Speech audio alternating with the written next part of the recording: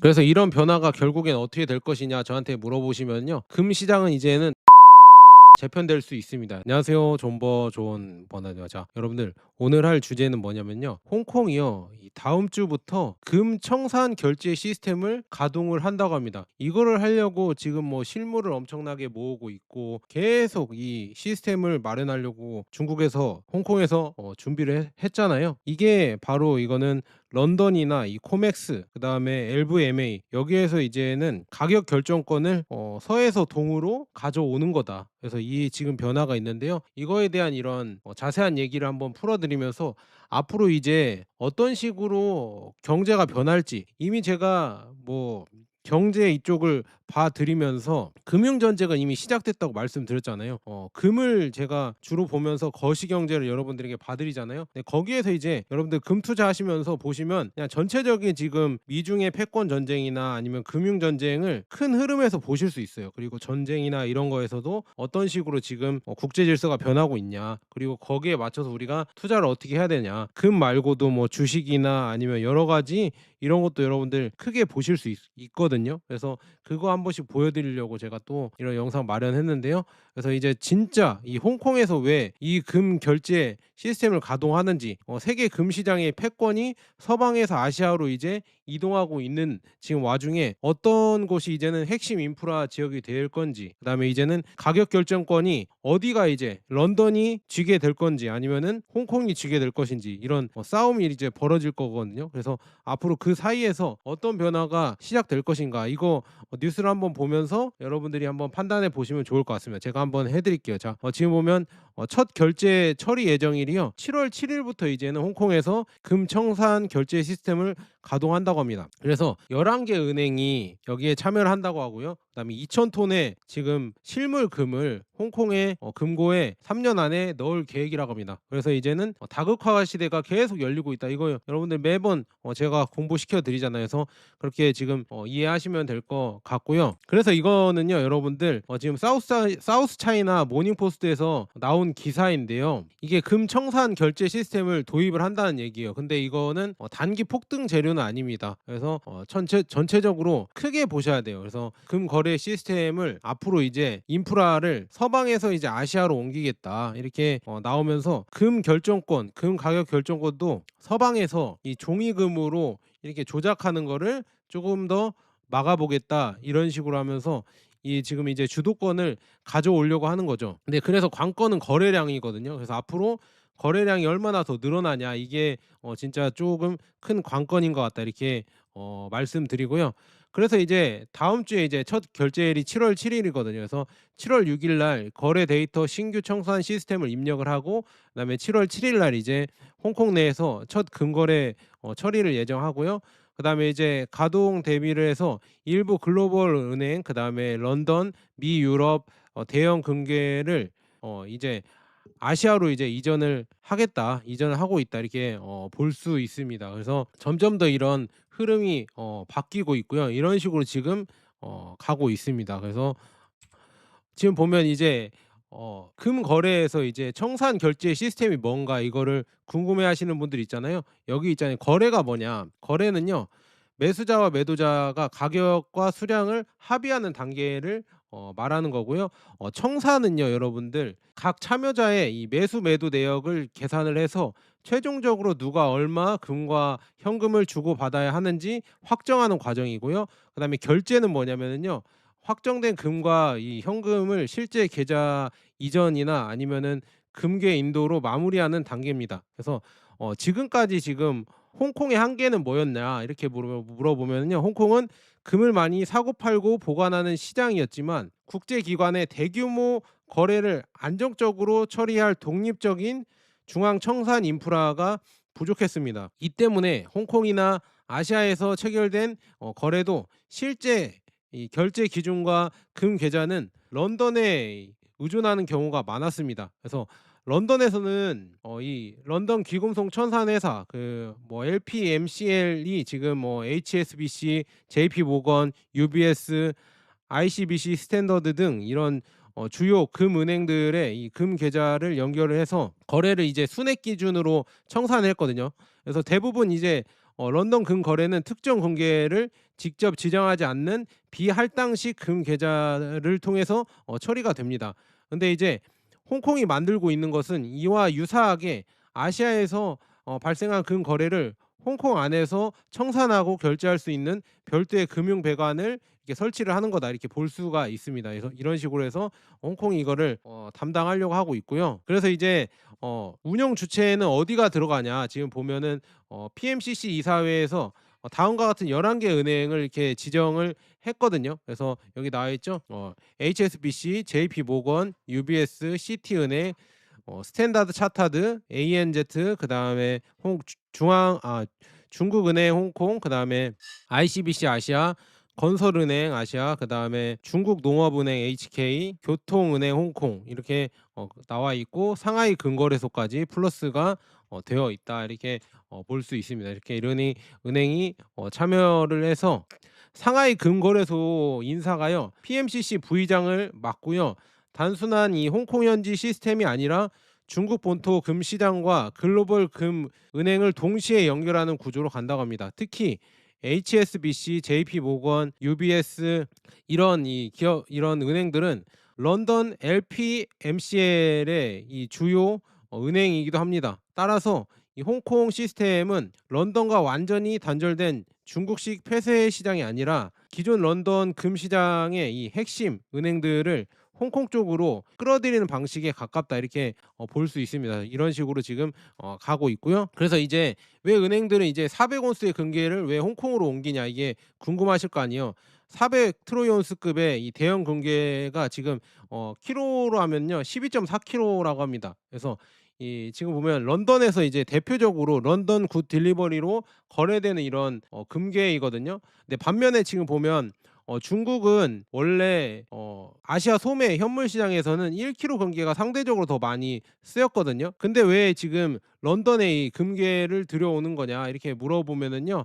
첫 번째는요. 청산 과정에서 발생할 수 있는 실물 인도 요청 있잖아요. 이거를 대응하기 위해서 가져오고요. 둘째는 이 지금 런던 호환 신뢰입니다. 그래서 홍콩에서 거래되는 금이 런던 금 시장과 호환된다는 신뢰를 제공하기 위해서 이렇게 가져오는 거고요. 셋째는 기관 시장 초기 재고입니다. 그래서 지금 홍콩이 이 국제 기관과 중앙은행이 사용할 수 있는 기관용 금 시장을 만들려면 대형 표준 금괴 재고가 필요하기 때문입니다. 따라서 이번 금괴 이동은 단순히 개인들의 이 금 수요가 늘어난 것이 아니라 금융기관이 이 새로운 시장의 초기 재고를 구축하는 과정으로 보는 것이 타당하다고 이렇게 볼 수 있습니다. 그래서 여기서 이제 홍콩이 노리는 건 뭐냐면요. 왜 이걸 하냐? 왜 금 청산 시스템을 왜 가동을 하냐? 이렇게 궁금하신 분들이 많잖아요. 이겁니다. 가격 수용자에서 이제는 가격 결정자로 이제 주도권을 가져오기 위해서 이거를 하는 거다. 이렇게 볼 수 있습니다. 원래 이 금 가격은요. 런던의 OTC 현물 시장, 그다음에 뉴욕의 코맥스 선물 시장, 상하이 금거래소에서 이렇게 결정이 됐었거든요. 그래서 세계 금협회에 따르면 런던은 역사적으로 세계 금 명목 거래량의 이 70%를 차지하는 핵심 시장이며 여기 지금 한번 볼게요. PPT 한번 보겠습니다. 여기 나와 있죠. 핵심 거래 시장이며 코맥스는 이 파생 상품과 단기 가격 발견에서 강한 이 영향력을 가지고 있습니다. 그리고 상하이는 세계 최대 금 소비국인 중국의 이 실물 수요와 위안화 금 가격을 반영을 한다 이렇게 볼 수가 있습니다. 이런 식으로 지금 가고 있는데 홍콩은요 여러분들 지금까지 이 세 시장에서 형성된 가격을 받아 가격 수용자에 가까웠다 이렇게 볼 수가 있습니다. 근데 그러나 지금 보면 홍콩에서 충분한 거래량과 금 재고 그다음에 은행 간 청산이 발생하면 아시아 시간대에 매수 매도 주문과 실물 수급이 홍콩 가격에 직접 반영됩니다. 이 가격이 이제는 런던과 뉴욕 가격에 영향을 주기 시작하면 홍콩도 부분적인 가격 결정자가 될 수 있습니다. 핵심은 이 시스템의 존재가 아니라 거래량과 유동성이거든요. 그래서 이렇게 지금 이거를 노리고 있고요. 결정자로 이렇게 가려고 하고 있고 그다음에 상하이와 이 국제 시장을 연결을 또 하려고 하고 있습니다. 그래서 상하이 금거래소는 이미 2025년 6월 이 홍콩의 국제판 인증 금고 설치, 그다음에 본토 수요에서 이제 상하이, 그다음에 홍콩 청산 보관, 그다음에 글로벌 은행으로 이어지는 구조로 이 자본 통제 규제 부담이 큰 상하이보다 이제 홍콩이 국제 청산 중심지로 더 적합하다고 이렇게 보기 때문에 이쪽으로 가고 있었습니다. 그러니까 원래는 이 홍콩은 자본 이동이 제한된 이 중국 본토 시장과 개방된 글로벌 금융 시장을 연결하는 중간 지점입니다. 그래서 중국은 상하이만으로 국제 금시장을 장악하기가 어렵습니다. 그래서 여러분들 외국 기관들을 자본 통제, 위안화 환전, 규제의 투명성 문제 때문에 상하이 거래에 부담을 외국 기관들이 느낄 수가 있잖아요. 근데 반면에 홍콩은 이 달러와 역의 위안화 금융망, 뭐 글로벌 이런 시스템이 그래도 잘 갖춰져 있고 중국 본토랑도 연결이 잘 되어 있기 때문에 홍콩이 이제 국제 청산 중심지로 더 적합해지고 있다, 이렇게 볼 수 있고요. 세 번째로는 뭐냐? 위안화의 국제화입니다. 그래서 홍콩 정부는 상하이와의 이 금시장 연결을 통해서 국제 금 가격과 거래에서 위안화의 영향력을 높이겠다는 목표를 공개적으로 밝히고 있습니다. 그래서 금 거래가 홍콩에서 여러분들 위안화로 더 많이 이루어지면 이 중국과 교역하는 국가나 이 중앙은행은 다음과 같은 선택지를 얻게 되는 거거든요. 첫 번째로 이 위안화로 금을 매입을 하고요. 그다음에 두 번째 금을 담보로 위안화 유동성을 확보하고, 세 번째는 상품 수출 대금의 일부를 위안화 또는 금으로 관리합니다. 그리고 네 번째 마지막으로는요. 런던을 통하지 않고 아시아에서 이 금을 보관하고 결제할 수 있는 이런 시스템이 갖춰진다, 이렇게 볼 수가 있습니다. 그래서 이런 식으로 지금 가고 있고요. 하지만 이번 시스템 출범을 곧바로 이 근본이 위안화 또는 달러 결제망 붕괴로 연결하는 것은 좀 과도하다. 근데 서서히 이제는 점점 더 이런 뭐라고 하죠? 연결성을 줄여가고 있다, 이렇게 볼 수는 있겠죠. 이런 식으로 변화하고 있다, 이렇게 보시면 될 것 같고요. 그래서 이게 지금 런던 금 시장에는 어떤 영향을 미칠 것인가, 이렇게 생각을 해보면요. 단기적으로는 뭐 이렇게 영향을 미칠 수가 있다고 합니다. 이런 식으로 지금 단기적으로 미칠 수 있다고 하는데요. 홍콩 참여 은행들이 개통 초기 재고를 확보하는 과정에서 400온스의 이 금괴 수요가 증가하잖아요. 증가할 수 있고요. 이 경우 지금 런던 금고에 즉시 인도 가능한 금괴 재고가 줄거나 이 런던과 이 아시아 간의 금 가격 차이와 이 운용 리스 비용이 일시적으로 커질 가능성이 큽니다. 그러나 지금 보면 이것은 이 새로운 투자 수요라기보다는 기존의 금의 이 지역 간 이동이 보이는 것이다. 그냥 이동으로 보이는 것이다, 이렇게 볼 수가 있고요. 금괴가 이제 런던에서 홍콩으로 옮겨졌다는 졌다고 해서 이 전 세계의 금 수요가 같은 양만큼 새로 증가한 것은 아닙니다. 이렇게 볼 수 있고요. 중장기적으로는 어떻게 보냐? 이 홍콩의 재고 거래량이 쌓이면 아시아 기관은 런던 계좌 결제 의존도가 낮아집니다. 그래서 이 과정이 누적되면 런던의 이 독점적 청산 보관 수익, 그다음에 시장 데이터, 가격 결정력이 일부가 이제 홍콩으로 당연히 이동하겠죠. 그러나 지금 보면 런던은 하루 평균 2천만 온스 플러스 순청산 규모가 있고요. 홍콩이 이 유동성을 구축하려면 아직 상당 기간 시간이 필요하다, 이렇게 볼 수가 있습니다. 그래서 금괴가 런던에서 홍콩으로 옮겨졌다고 해서 전 세계 금 수요가 같은 양만큼 늘어난 것이 아니다. 이거를 쭉 여러분들 아까 다시 한번 말씀드리고요.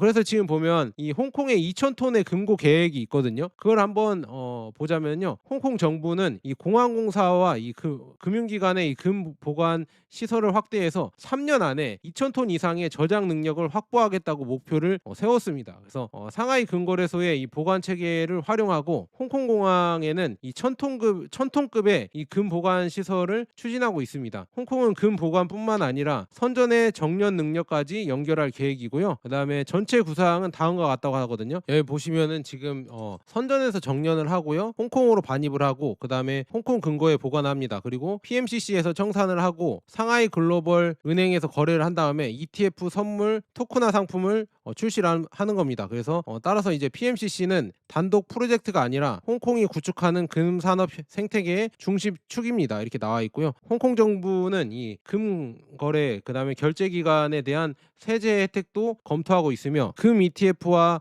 토크나 금 상품도 확대 추진하고 있다. 그러니까 이제 금 ETF가 홍콩에서도 또 나올 거라 하거든요. 그래서 이쪽에 토크나 시키고 금 ETF가 나오면 이쪽은 좀 더 이제 종이 금이어도 좀 믿을 만하지 않을까. 서방보다는 좀 더 믿을 만하지 않을까 저는 그렇게 보고 있거든요. 그래서 그런 식으로 지금 나오고 있다 이렇게 말씀드리고요. 이게 지금 여기 나왔다시피 싱가포르랑 홍콩이랑 이게 역할을 나눠서 이제 경쟁을 할 것 같거든요. 그래서 싱가포르도 이런 지금 청산 시스템을 26년 말까지 구축한다고 지금 나오고 있고요. 홍콩도 지금 이제 7월 달부터 한다고 하니까 둘이 차이점은 뭐냐면요. 홍콩은요. 강점이 뭐냐? 이 중국과 이 상하이 근거래소를 연결을 할 수가 있습니다. 그리고 싱가포르의 강점은요. 동남아, 중동, 글로벌 중립의 허브이다 이렇게 볼 수 있고요. 금융 목표는 뭐냐? 위안화 근거래의 국제화입니다. 홍콩은요. 그리고 싱가포르는 중앙은행 국부기관용 보관 서비스고요. 수요 연결은요.